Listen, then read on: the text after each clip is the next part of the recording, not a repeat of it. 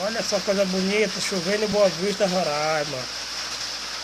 Nós teve, porque não chovia aqui, era só sol quente, direto, sol, poeira, mormaço, calor.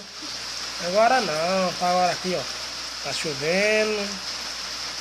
Agora aqui as plantinhas, agora pé de limão, cebola, pé de fruta. Fazer a família aqui. O que mais? As melancia.